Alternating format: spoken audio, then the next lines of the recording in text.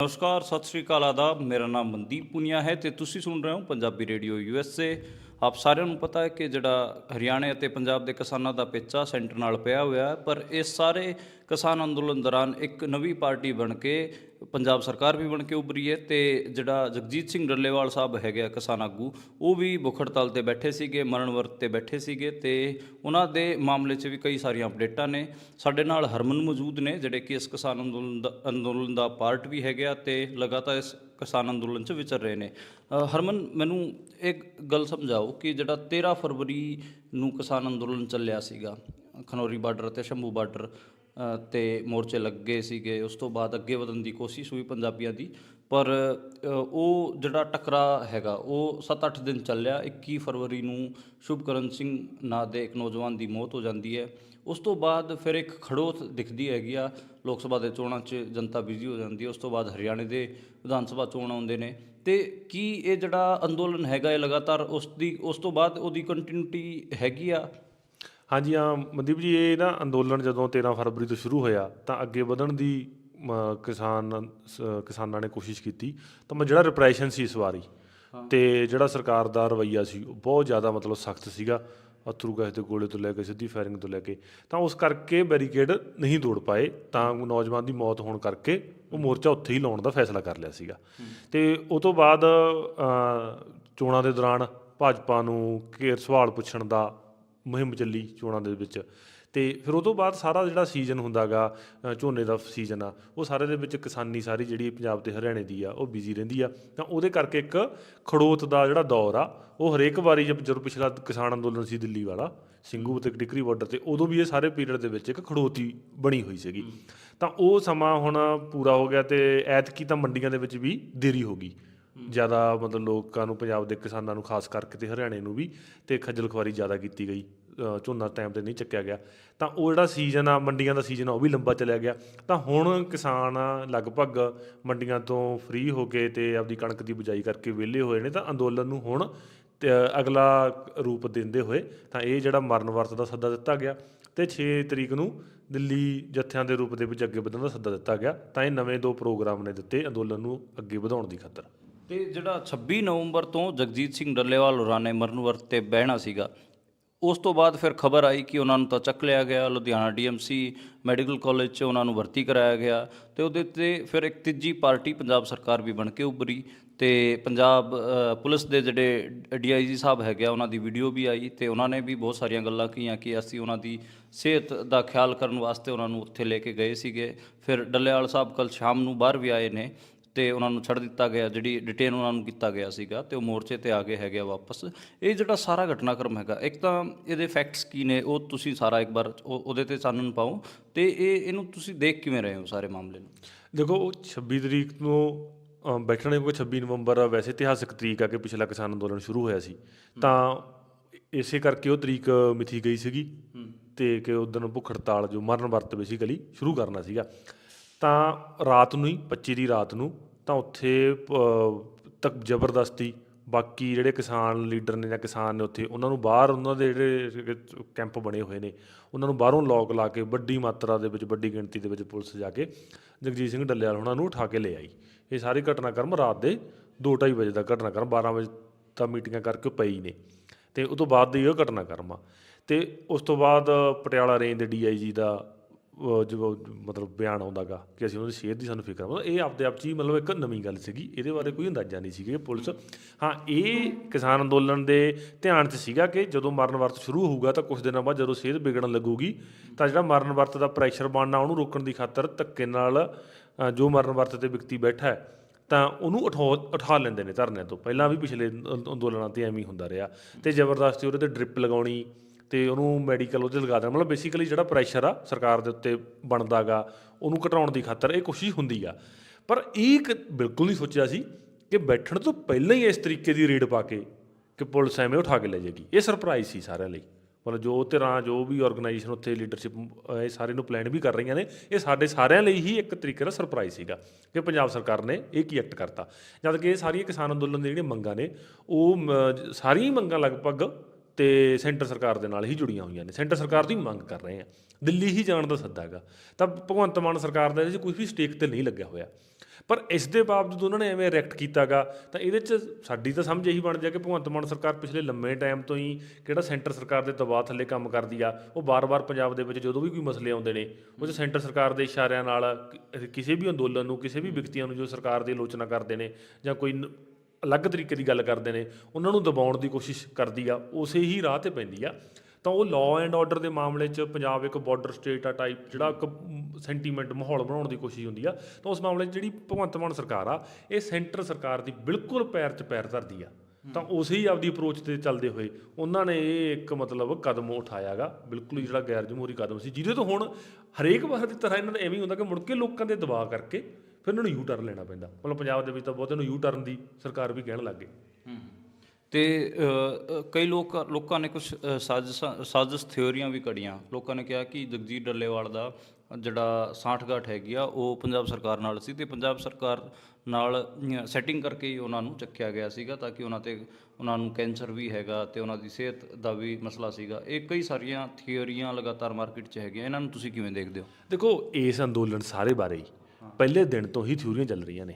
ਮਤਲਬ ਜਦੋਂ 13 ਫਰਵਰੀ ਨੂੰ ਦਿੱਲੀ ਜਾਣ ਦਾ ਸੱਦਾ ਸੀ ਇਸ ਦੋ ਫੋਰਮਾਂ ਵੱਲੋਂ, ਕਿਉਂਕਿ ਇਹਦੇ 'ਚ ਨਾ ਥਿਊਰੀਆਂ ਆਉਣ ਦਾ ਖਾਸ ਕਾਰਨ ਇਹ ਹੈ ਕਿ ਜਿਹੜੀ ਲੀਡਰਸ਼ਿਪ ਇਹਨੂੰ ਅਗਵਾਈ ਕਰ ਰਹੀ ਆ, ਚਾਹੇ ਉਹ SKM ਗੈਰ ਰਾਜਨੀਤਿਕ ਡੱਲੇਵਾਲ ਉਹਨਾਂ ਦੀ ਅਗਵਾਈ 'ਚ, ਚਾਹੇ ਉਹ ਕਿਸਾਨ ਮਜ਼ਦੂਰ ਮੋਰਚਾ ਗਾ, ਜਿਹਦੇ ਵਿੱਚ ਕਿਸਾਨ ਮਜ਼ਦੂਰ ਸੰਘਰਸ਼ ਕਮੇਟੀ ਆ ਜਾਂ BKU ਕ੍ਰਾਂਤੀਕਾਰੀ ਆ, ਜੇ BKU ਆਜ਼ਾਦ ਆ, ਤੇ ਹੋਰ ਕਈ ਜਥੇਬੰਦੀਆਂ ਨੇ।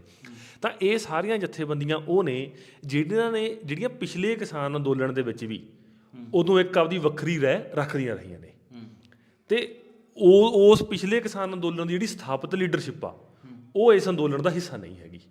ਤਾਂ ਬਹੁਤ ਸਾਰਾ ਜਿਹੜਾ ਇੰਟੈਲੈਕਚੁਅਲ ਹਿੱਸਾ ਗਾ ਪੰਜਾਬ ਦਾ, ਪਟਿਆਲੇ ਬੈਠਾ, ਚੰਡੀਗੜ੍ਹ ਬੈਠਾ, ਤਾਂ ਉਹਨਾਂ ਦੇ ਦਿਮਾਗ ਦੇ ਵਿੱਚ ਉਹਨਾਂ ਦਾ ਜਿਹੜਾ ਆਪਦਾ ਦਾਇਰਾ ਗਾ, ਉਹ ਮਤਲਬ ਜਿਹੜੇ ਪਿਛਲੇ ਕਿਸਾਨ ਅੰਦੋਲਨ ਦੇ ਲੀਡਰ ਨੇ ਕੁਛ ਸਥਾਪਿਤ ਹੋਏ, ਉਹ ਉਹਨਾਂ ਤੋਂ ਬਾਹਰ ਕਿਸੇ ਨੂੰ ਲੀਡਰ ਹੀ ਨਹੀਂ ਮੰਨਦਾ। ਉਹਨਾਂ ਨੂੰ ਐਂ ਲੱਗਦਾ ਕਿ ਉਹ ਪਿਛਲੇ ਕਿਸਾਨ ਅੰਦੋਲਨ ਨੂੰ ਵੀ ਜਿਹੜੀਆਂ ਉਹਦੀਆਂ ਵੀ ਕਮੀਆਂ ਪੇਸ਼ੀਆਂ ਨੇ ਉਹਨੂੰ ਸਾਰੇ ਨੂੰ ਕਵਰ ਕਰਕੇ ਸਿਰਫ ਉਹਦੀ ਹਾਂ ਪੱਖੀ ਇਮੇਜ ਹੀ ਖੜੀ ਕਰਦੀਆਂ ਨੇ।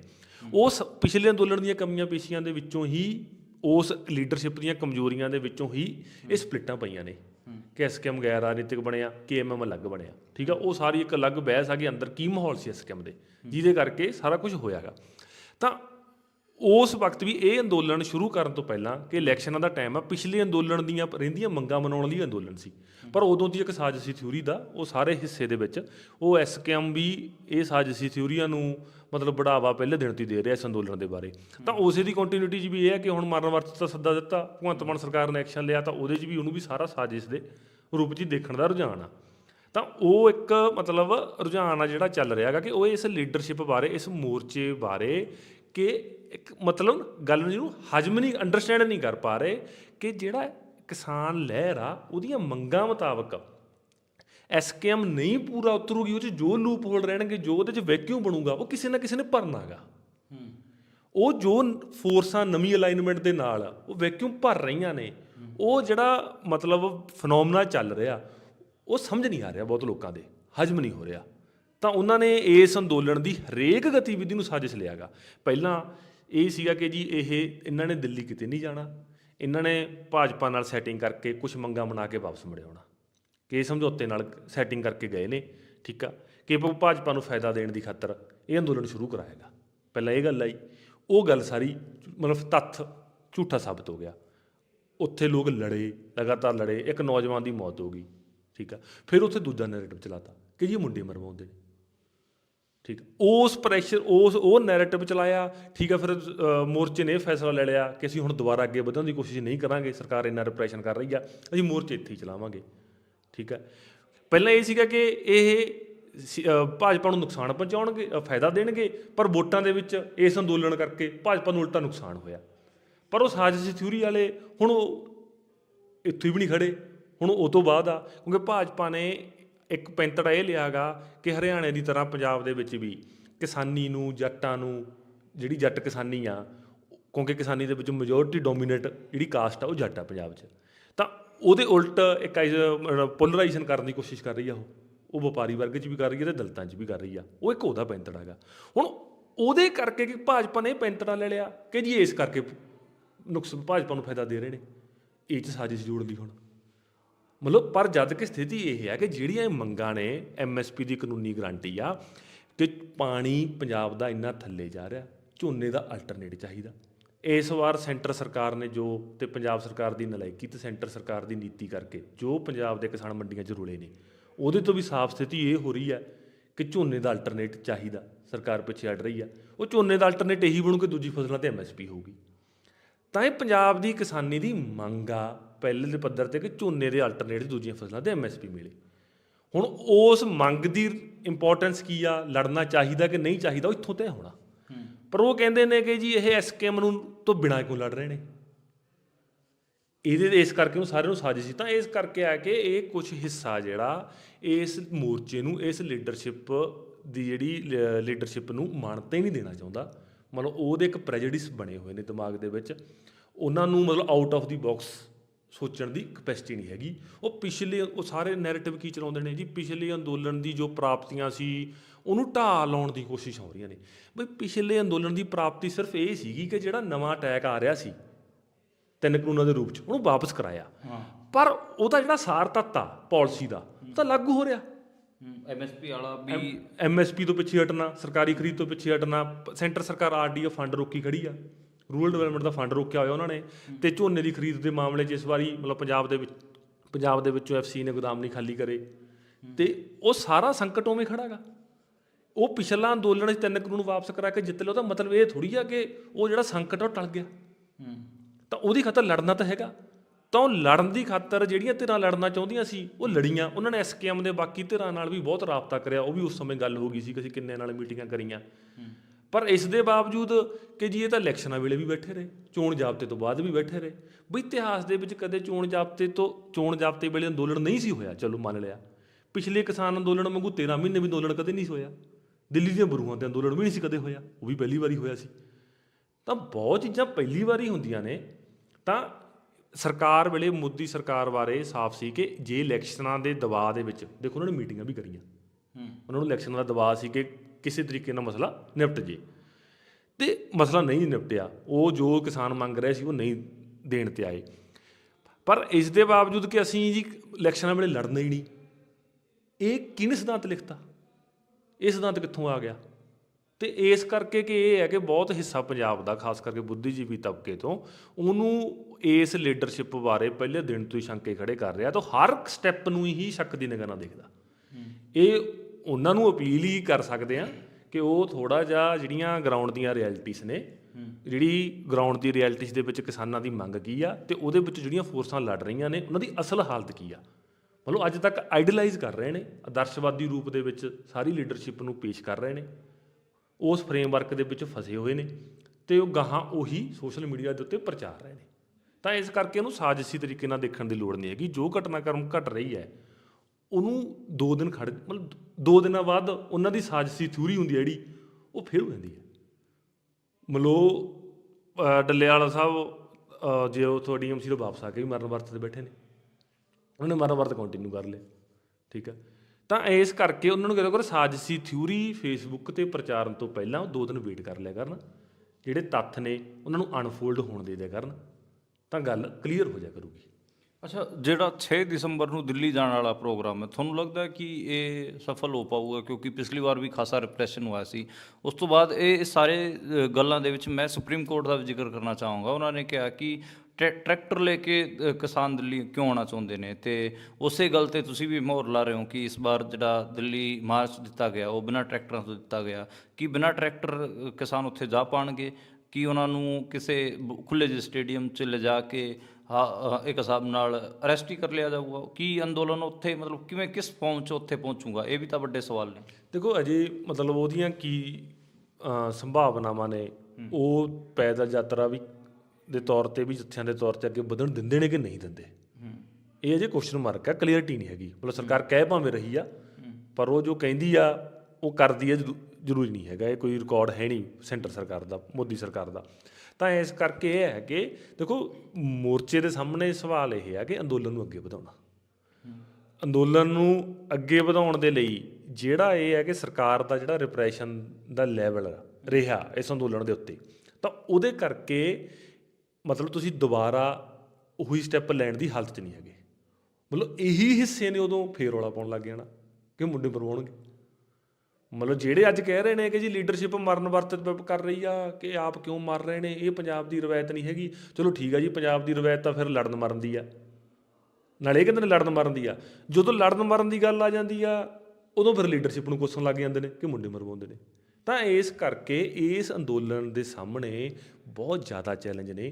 ਸਰਕਾਰ ਦਾ ਚੈਲੰਜ ਹੈ ਹੀ ਹੈ, ਪਰ ਜਿਹੜੀਆਂ ਭਰਾਤਰੀ ਜਥੇਬੰਦੀਆਂ ਨੇ ਜਿਨ੍ਹਾਂ ਨੂੰ ਮੋਢੇ ਨਾਲ ਮੋਢਾ ਜੁੜ ਕੇ ਨਾਲ ਖੜਨਾ ਚਾਹੀਦਾ ਸੀ, ਉਹ ਵੀ ਚੈਲੰਜ ਆ। ਇੱਕ ਪੰਜਾਬ ਦਾ ਵੱਡੇ ਪੱਧਰ 'ਤੇ ਬੁੱਧੀਜੀਵੀ ਤਬਕਾ ਗਾ, ਉਹ ਵੀ ਇਹਦੀਆਂ ਲਗਾਤਾਰ ਲੱਤਾਂ ਖਿੱਚ ਰਿਹਾ ਗਾ ਇਸ ਅੰਦੋਲਨ ਦੀਆਂ। ਤਾਂ ਉਹਦੇ ਵਿੱਚੋਂ ਅੰਦੋਲਨ ਨੂੰ ਅੱਗੇ ਵਧਾਉਣ ਦੀ ਖਾਤਰ ਇਹ ਇੱਕ ਕੋਸ਼ਿਸ਼ਾਂ ਨੇ ਕਿ ਹੁਣ ਜਿਹੜਾ ਅੱਗੇ ਵਧਣ ਦਾ ਜਿਹੜਾ ਸੱਦਾ ਗਾ 6 ਤਰੀਕ ਨੂੰ, ਉਹਦੇ 'ਚ ਸੈਂਟਰ ਸਰਕਾਰ ਦਾ ਰਵੱਈਆ ਕੀ ਰਹਿੰਦਾ, ਉਹ ਤੋਂ ਬਾਅਦ ਉਸ ਹਿਸਾਬ ਨਾਲ ਨੀਤੀ ਤਿਆਰ ਹੋਣੀ ਅਗਲੀ ਕਿ ਉਹ ਅੱਗੇ ਵਧਣ ਦਿੰਦੇ ਨੇ ਜਾਂ ਉੱਥੇ ਫਿਰ ਰਿਪਰੈਸ਼ਨ ਕਰਦੇ ਨੇ। ਤਾਂ ਇਹ ਤਾਂ ਬੇਸਿਕਲੀ ਟੈਸਟ ਹੋਣਾ ਇਸ ਦਾ।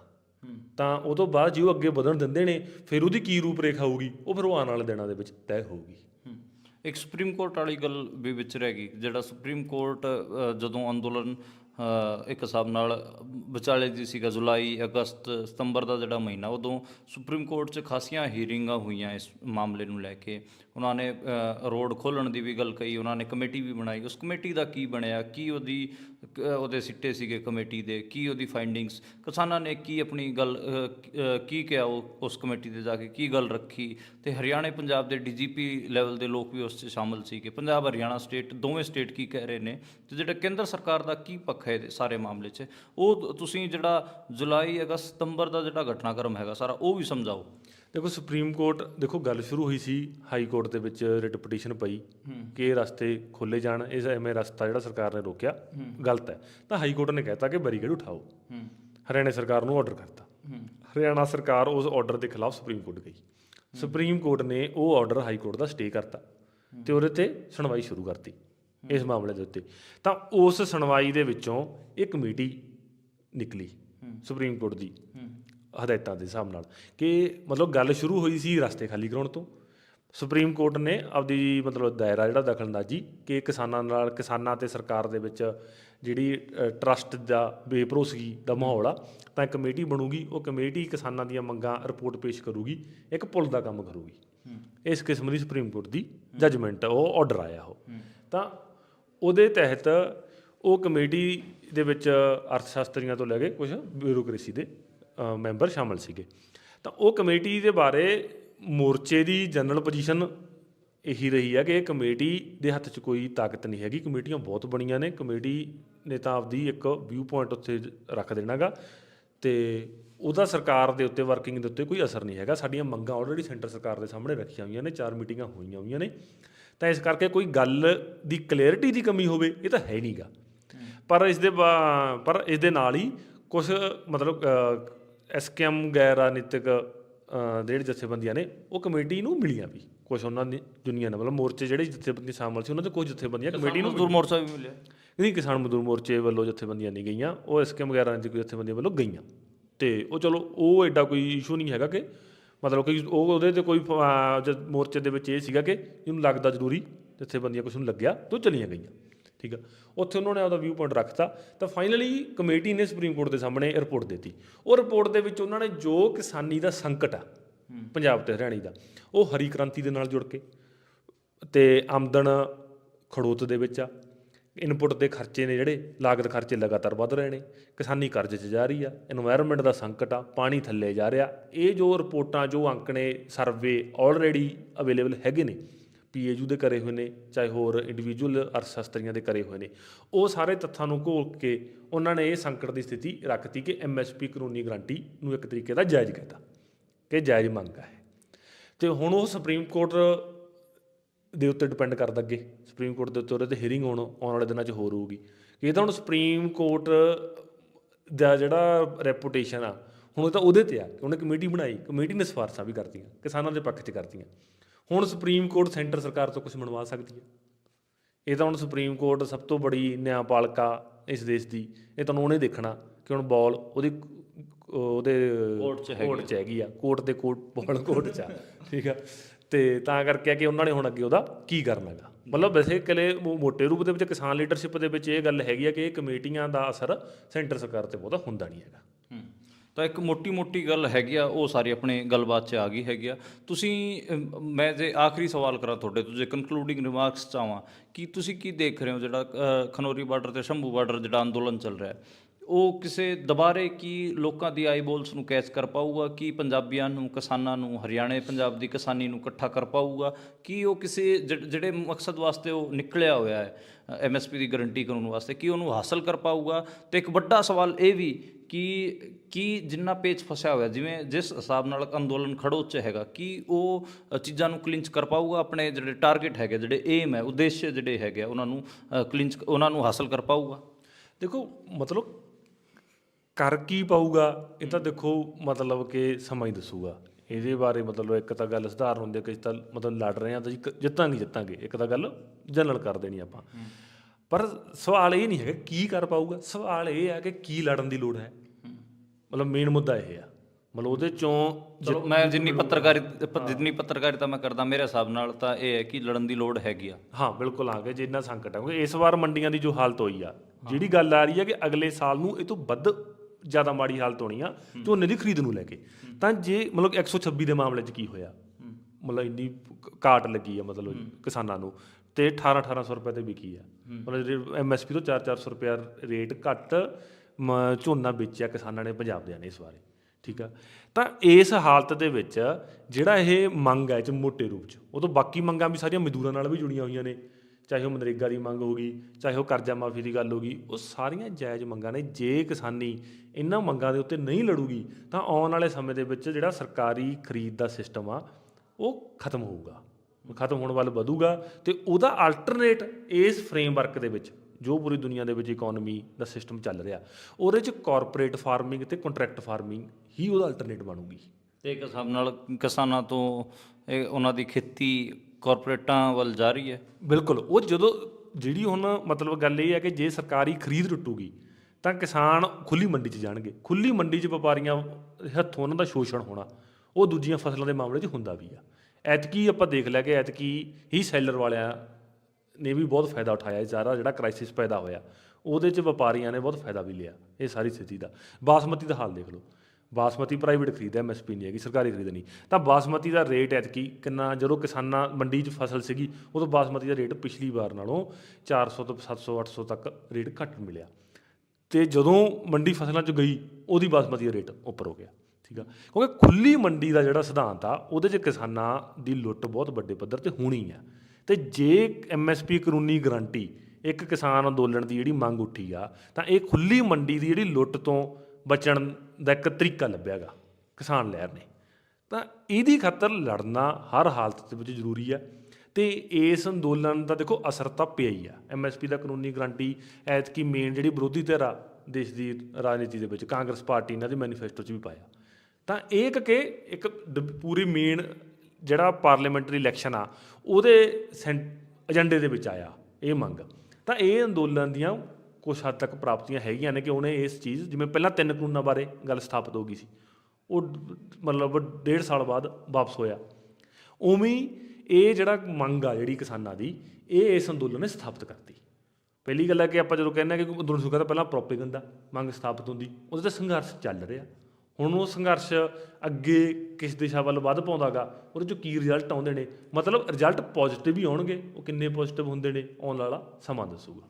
ਜੀ ਸ਼ੁਕਰੀਆ ਹਰਮਨ। ਤੇ ਇੱਕ ਮੋਟੀ ਜੀ ਗੱਲ ਅਨਿਲ ਚੌਧਰੀ ਹੋਰਾਂ ਨੇ ਵੀ ਮੈਨੂੰ ਕਹੀ ਸੀ, ਤੇ ਅਨਿਲ ਚੌਧਰੀ ਸਾਹਿਬ ਹੋਰਾਂ ਨਾਲ ਮੇਰੀ ਗੱਲਬਾਤ ਹੋ ਰਹੀ ਸੀ, ਤੇ ਉਹਨਾਂ ਨੇ ਕਿਹਾ ਸੀਗਾ ਕਿ ਜਿਹੜਾ ਇਸ ਮੁਲਕ ਦਾ ਕਿਸਾਨ ਹੈਗਾ, ਖਾਸ ਕਰ ਹਰਿਆਣੇ ਪੰਜਾਬ ਦਾ ਜਿਹੜਾ ਕਿਸਾਨ ਹੈ, ਇਹਨੇ ਜਿਹੜਾ ਜਦੋਂ 1990 ਤੋਂ ਬਾਅਦ ਖੇਤੀਬਾੜੀ ਤੇ ਕਾਰਪੋਰੇਟ ਕਬਜ਼ਾ ਕਰਨਾ ਚਾਹੁੰਦਾ ਸੀਗਾ, ਉਸ ਟਾਈਮ ਵੀ ਵੱਡਾ ਸੰਘਰਸ਼ ਵਿੱਢ ਕੇ ਇਹ ਕਾਰਪੋਰੇਟਸ ਨੂੰ ਤੇ ਸਰਕਾਰ ਨੂੰ ਪਿੱਛੇ ਠੱਲਿਆ ਸੀਗਾ। ਤੇ ਇਸ ਵਾਰ ਵੀ ਜਦੋਂ 2020 'ਚ ਜਿਹੜਾ ਅੰਦੋਲਨ ਚੱਲਿਆ ਉਦੋਂ ਵੀ ਇਹ ਕੁਝ ਹੋਇਆ ਸੀ। ਲੇਕਿਨ ਇਹ ਪੂਰੇ 30-40 ਸਾਲ ਦੇ ਸੰਘਰਸ਼ ਦੇ ਦੌਰਾਨ ਕਿਸਾਨਾਂ ਨੇ ਕਦੀ ਕੋਈ ਆਪਣੀ ਵੱਡੀ ਮੰਗ ਮਨਵਾਈ ਹੋਵੇ ਜਿਹਦੇ ਤੇ ਜਿਸ ਕਰਕੇ ਉਹਨਾਂ ਦਾ ਜਿਹੜਾ ਫਿਊਚਰ ਹੈ ਉਹ ਸੇਫ ਹੋ ਪਾਵੇ, ਉਹ ਕੁਝ ਨਹੀਂ ਵਾਪਰਿਆ ਸੀਗਾ। ਤੇ ਇਹ ਜਿਹੜਾ ਤੀਜਾ ਅੰਦੋਲਨ ਹੈਗਾ ਜਿਹੜਾ ਵੱਡਾ ਆਪਾਂ ਨੂੰ ਦੇਖਣ ਨੂੰ ਮਿਲ ਰਿਹਾ, ਇੱਕ ਤਾਂ ਜਿਹੜਾ 90 ਵਾਲੇ ਦਹਾਕੇ 'ਚ ਜਿਹੜਾ ਹੋ ਰਿਹਾ ਸੀਗਾ ਦੰਗਲ ਪ੍ਰਸਤਾਵ ਦੇ ਖਿਲਾਫ, ਫਿਰ 3 ਕਾਨੂੰਨਾਂ ਦੇ ਖਿਲਾਫ 2021 'ਚ, ਤੇ ਹੁਣ ਜਿਹੜਾ ਤੀਜਾ ਫੇਜ਼ ਹੈਗਾ ਇਸ ਅੰਦੋਲਨ ਦਾ, ਇਹ ਆਪਣੇ ਜਿਹੜੀ ਸਿਕਿਉਰਿਟੀ ਵਾਸਤੇ, ਆਪਣੇ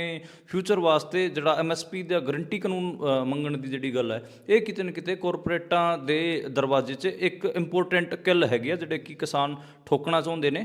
ਤੇ ਦੇਖਣਾ ਹੋਊਗਾ ਕਿ ਕੀ ਇਹ ਕਿਸਾਨ ਅੰਦੋਲਨ, ਜਿਹੜਾ ਤੀਜਾ ਕਿਸਾਨ ਅੰਦੋਲਨ ਵੀ ਹੈਗਾ, ਕੀ ਇਹ ਸਫਲ ਹੋ ਪਾਉਂਦਾ ਜਾਂ ਨਹੀਂ ਹੋ ਪਾਉਂਦਾ। ਤੇ ਇਹ ਤਾਂ ਜਿਹੜੇ ਕਿਸਾਨ ਹੈਗੇ ਆ ਇਹ ਲੱਗੇ ਹੋਏ ਨੇ, ਤੇ 6 ਦਸੰਬਰ ਨੂੰ ਵੀ ਜਿਹੜੇ ਪੰਜਾਬ ਅਤੇ ਹਰਿਆਣੇ ਦੇ ਕਿਸਾਨ ਹੈਗੇ ਆ, ਇਹਨਾਂ ਦਾ ਜੱਥਾ, ਇਹ ਕਿਹਾ ਜਾ ਰਿਹਾ ਕਿ ਇਹਨਾਂ ਦਾ ਇੱਕ ਜੱਥਾ ਦਿੱਲੀ ਵੱਲ ਵਧੂਗਾ।